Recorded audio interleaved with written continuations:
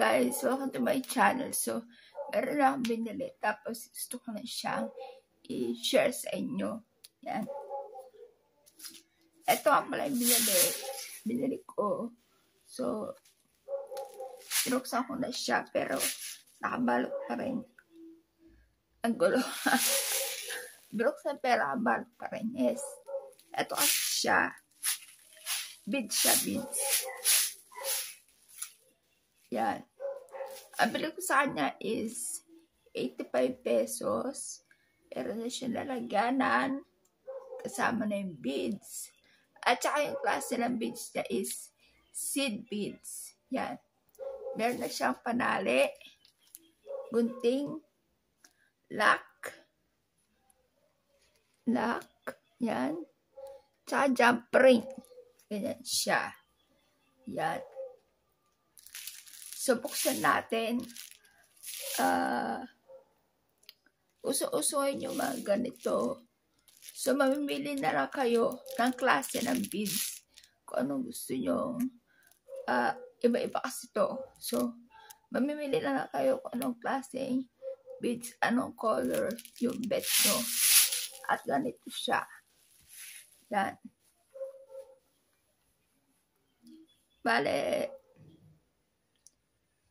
yan, iba-iba ang kanyang color, no? Bale, lahat siya ay 24 beads, different color. Yan yung mga colors niya. So, meron kayo pamimilian doon kung anong bet nyo. Uso-uso ngayon to. So, meron din yung malalaking beads kung yun yung bet nyo. May mga ganun din. Maghanap lang kayo. Yes.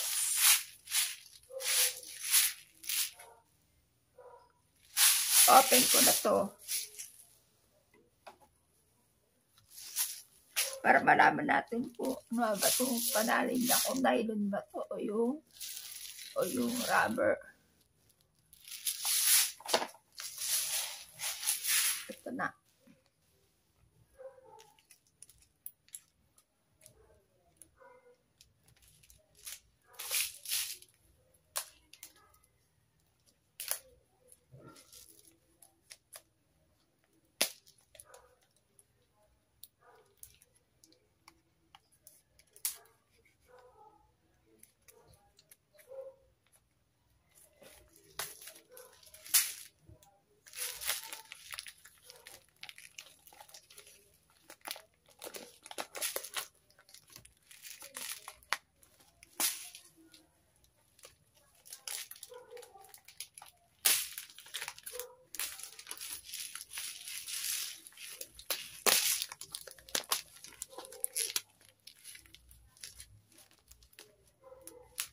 Teka, untayin ko muna.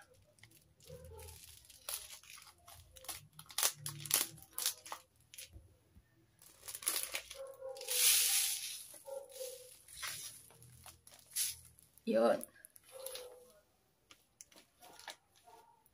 So, meron siyang panali. Yung kanyang panali is rubberized. Yan. Panali niya.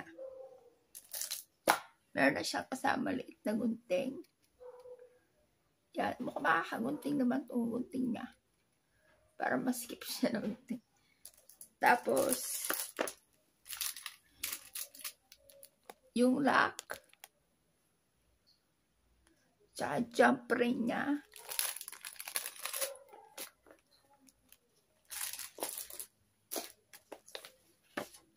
Tsaka meron siya parang pa-brochure na ganito.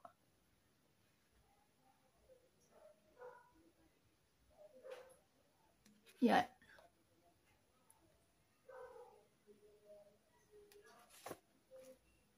Yan.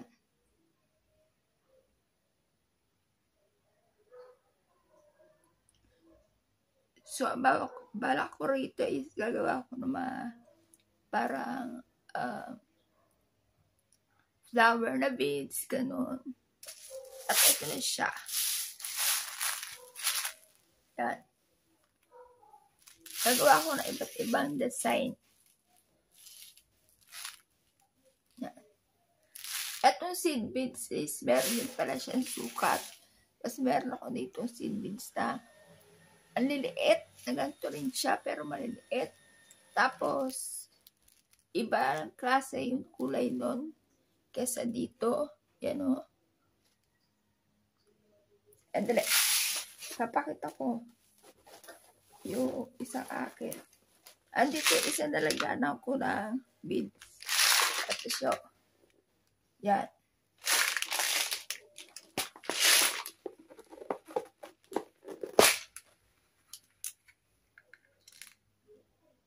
Ito ang ginawa ko. Dapat kasi sa ano to? Sa nylon. Kaso hindi makita yung ganda niya. Kasi sa rubber ko siya ginawa. Yan o. Butterfly yan. Butterfly. Hindi nga lang kita masyado kasi maano yung dapat hindi siya magalaw. Ito yung klase ng isa kong beads. Na seed beads. Yan. Ganito siya. Pinaghalo-halo ko na lahat ng seed beads ko rito. Pati, ayan o. Oh. Merong gold, merong white. Saka parang meron yung purple na seed beads. Tapos meron pa ako sa manilipis dito. Yun.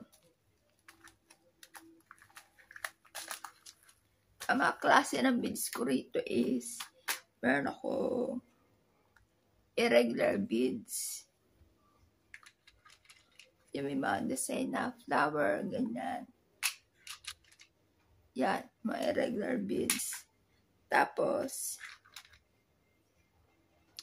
flower, ganyan. Yung mga plate na ganito. So, acrylic to, acrylic. Tapos, meron din ako yung beads na ano, na parang crack.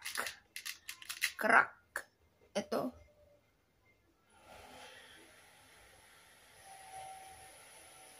Huwag kayo bibili ng ganitong beads, guys. Yung parang crack beads.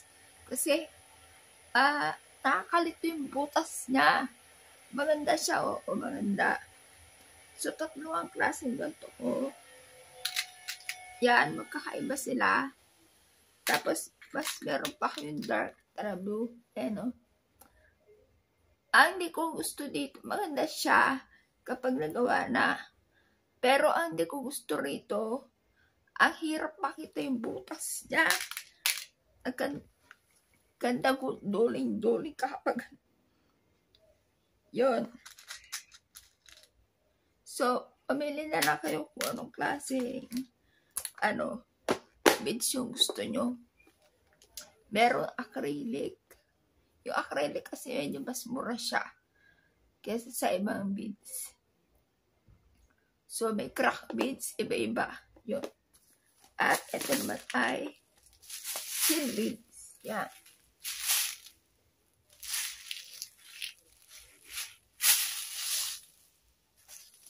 Kapag magpapakita ko na nagawa ko na rito sa seed beads. Pag meron na ako nagawa.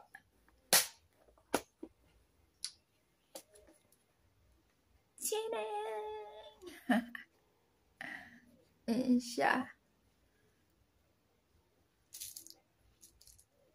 Dami color, no?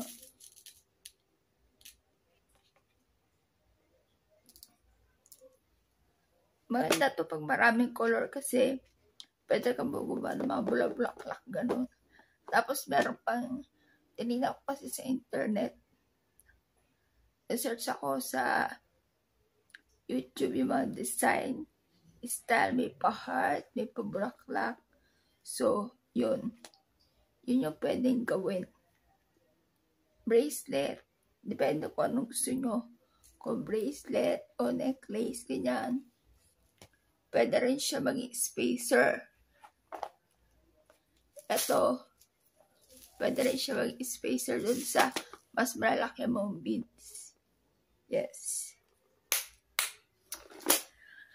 Naalala ko nung nagbenta ako ng beads dun sa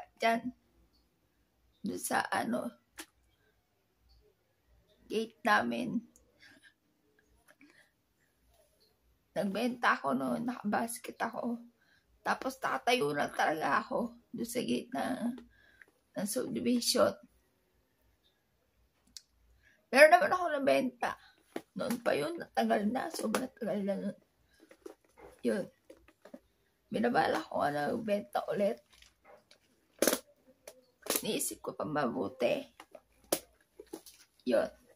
So, sana magustuhan nyo ating pa-open ang beads.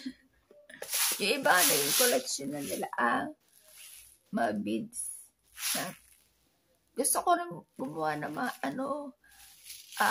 phone lanyard. Yun. Yung sa phone lanyard kasi yung pinakatali niya is cloth. Alam mo yung rubberized siya pero parang tela na rubberized. Ganun. So, nagtingin-tingin na ako sa Shopee kung meron silang ganun. Meron. Tapos kasi yung malalagay sa phone lanyard is yung mga beads na malalaki. Ganun. Para mga ganito. Yung para irregular beads. Ganun.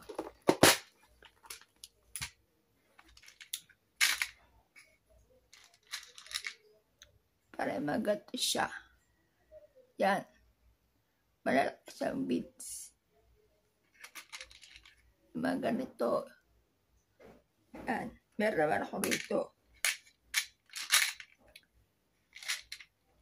Iba't ibang shapes. Ganon. Meron pa star. Yan. Ito yung mga nilalagay sa phone lanyard. Yan. Yung sa cellphone. Yun.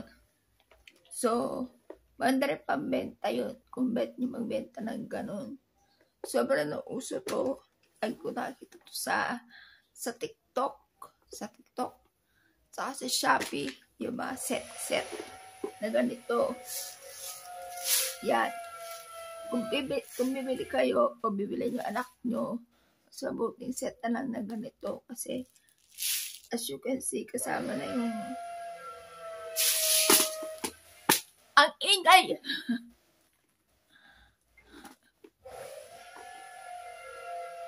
Naririnig nyo ba yun?